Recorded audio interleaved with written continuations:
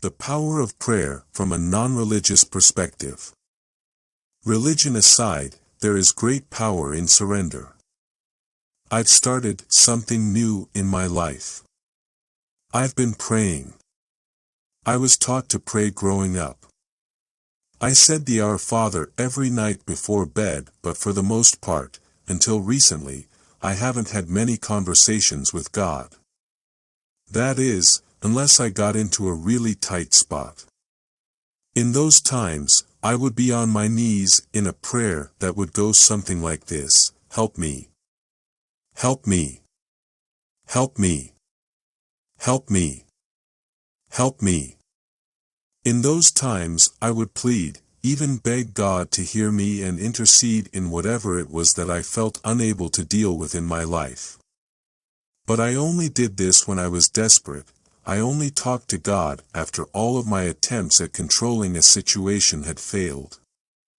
I only addressed God in this way when I was at a complete loss for what else to do. In those moments of desperation, I would repeat this phrase, help me, over and over until I sensed a shift, until something told me that the prayer had been heard. I can't say for sure, but I have a pretty good idea that in those moments, God did not suddenly shift away from someone else's channel on some big prayer radio station in the sky to tune into mine. More than likely, the shift was within me, when my prayer went from my begging or even a demanding something of God to one of surrender and humility. I don't know if any of you have ever faced such a moment or moments in your own life. Maybe you have and you know exactly what I mean. Maybe you haven't, and this all sounds a little too religious for your taste. No matter the case, I share it with you, because through this experience I have learned two things that have made a huge difference in my life. 1. There is great power in surrender. 2. I don't have to be desperate in order to turn my will over to God's. As I write those words, they sound funny coming from me. A couple of weeks ago, if this article were written by someone else, I would have stopped reading it about 2 paragraphs back. You see, I am not a religious person. I don't go to church. I don't believe in any one specific tradition and even have aversions to some in particular.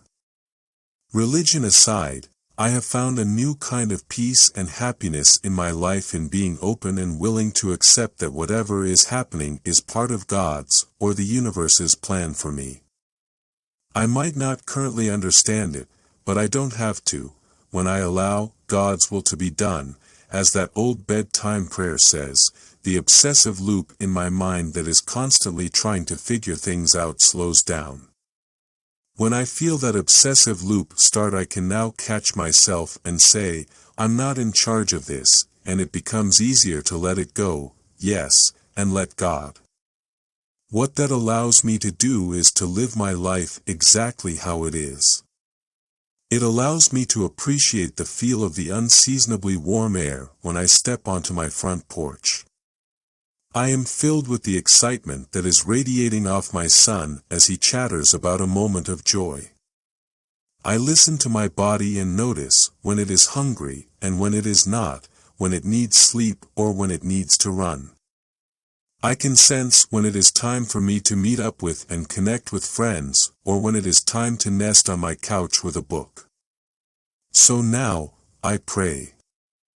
I pray just as I wake up in the morning, as the seedlings of the first obsession that threatens to take over my peace begin to germinate. In those early moments of awakening, I ask God to help, to show me the way, send me a sign.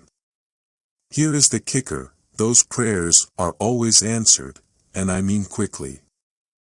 I don't have to wait more than a couple of hours, and the answer is there. I hear it in a song on the radio, or in a passing comment by a stranger in the grocery store, or something that I've read.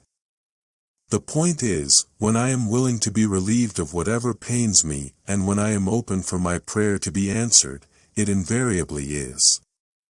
So now, I don't just pray in the morning, I pray all day long.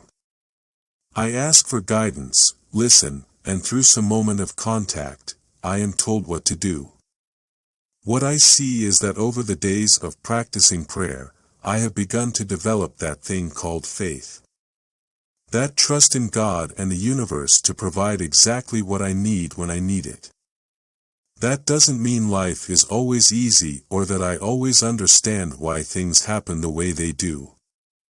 But I can trust it, and I can allow the release to happen as it needs to, so I can stay grounded and connected to myself and that miracle space in my life called the divine. At the end of the day, I have a special ritual. I pick up my pen and journal and I write down all of the things for which I am grateful. Within a few minutes, I have filled a page. On that list are silly things like my duvet and Christmas lights, people I love like my mom, dad, and children, and my fellowship of friends. On that list are also the challenges and people that I was grappling with, in my mind anyway, at the start of the day, because they have shown me a part of myself and provided me with a space into which to grow. They say that everything turns out all right in the end, and if things aren't all right, then it isn't the end. In that space of prayer and surrender, everything is always all right no matter what is, because it is exactly as it is supposed to be for the moment, and in surrendering to the moment a new place of peace is delivered. Can I get an amen? What in your life has been moved and transformed through the power of prayer?